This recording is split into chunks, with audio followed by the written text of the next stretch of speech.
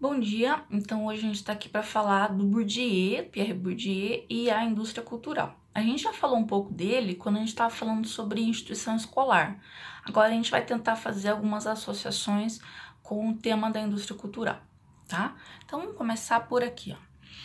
Para o Bourdieu, a sociedade, ela se estratifica, ou seja, ela se divide a partir de diferentes formas de riqueza. Então, para ele, riqueza não é só a condição econômica da pessoa, se ela tem os meios de produção ou se ela vende a sua força de trabalho. Então, existem diferentes formas de riqueza para o Bourdieu. Então, ele vai dizer o seguinte, que essa sociedade que se divide, ela é constituída de estruturas. Essas estruturas, elas se relacionam com os indivíduos da seguinte maneira. Vamos pensar assim, que a sociedade é formada por indivíduos e esses indivíduos se comportam de certa maneira. Então, esses indivíduos se comportam de certa maneira baseada nas estruturas que definem essa sociedade. E, por sua vez, essas estruturas também são estruturadas pela ação dos indivíduos. Então, ela é estrutura e é estruturada ao mesmo tempo. Bem, então, o conjunto de comportamentos que certo grupo tem em comum, o Bourdieu chama de hábitos. É com U mesmo, tá? É um conceito que ele criou e deu esse nome. Bem, esse conjunto de comportamentos compartilhados, nesse grupo, esse grupo é chamado pelo Bourdieu de campo, tá?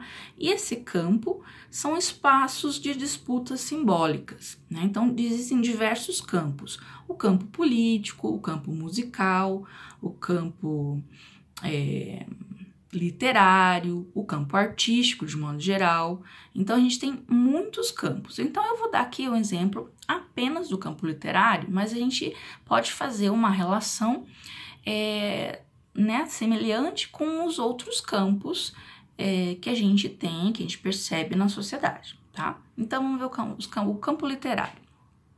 O campo literário é formado por quem? Qual é o grupo que compartilha os mesmos comportamentos, os mesmos gostos e tal? Quem é que faz parte desse campo literário? São, então, os escritores, os editores, os jornalistas especializados em literatura, intelectuais de maneira geral e os leitores. Pode ser que tenha algumas outras pessoas, mas esse é o básico. Bem, esse campo literário, a gente pode pensar assim. Bem, quem decide qual livro é bom e qual não é, né? Se esse campo literário é um espaço de disputas simbólicas, então a gente tem que ver que quem decide qual livro é bom e qual não é feito através de uma disputa, né? E quem ganha essa disputa impõe a sua visão de mundo, o livro que ele considera bom, um tipo de livro, tipo de literatura que ele acha que é bom, ele impõe através de uma violência simbólica, por exemplo, através da escola e do vestibular, por exemplo, né? Então, por exemplo, muito exemplo, né? Quando a gente tá na escola, e aí, qual livro, que tipo de livro que a escola faz a gente ler, né? Então, vamos pensar assim, o Dom Casmurro do Machado de Assis. Então, e não é, por exemplo, um outro livro como Crepúsculo, certo? Então, existe um tipo de livro que é mostrado, é colocado para a sociedade como um livro melhor, né? Enquanto que o outro é considerado um livro pior. Então, quem decide isso acaba impondo através de uma violência simbólica, por exemplo, da escola e do vestibular, né? Então, esse grupo que ele vence essa disputa nesse campo, ele acaba classificando e hierarquizando as obras literárias, né? Então, algumas obras literárias são consideradas boa literatura,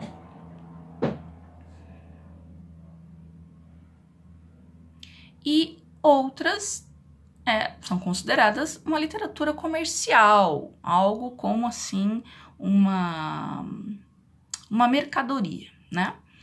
E aí, meu aparelho que tá fazendo sumir aqui. Bem,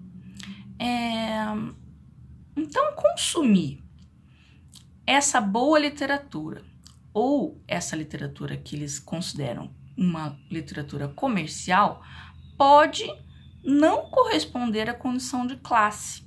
Então, por quê? Porque a gente tem uma ideia de que quem impõe o que é uma boa literatura, o que não é necessariamente aquele cara que é o mais rico, né?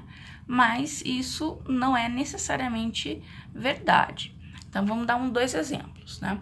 Então, é claro que quem tem acesso aos bons livros costuma ser realmente a classe economicamente dominante, né? Então, por quê? Porque a família já tem aqueles livros em casa, vê os pais lendo aquele livro e tal. Então, é geralmente a classe economicamente dominante. Mas não é necessariamente isso. Por quê? Então, a gente pode ver, por exemplo, um professor.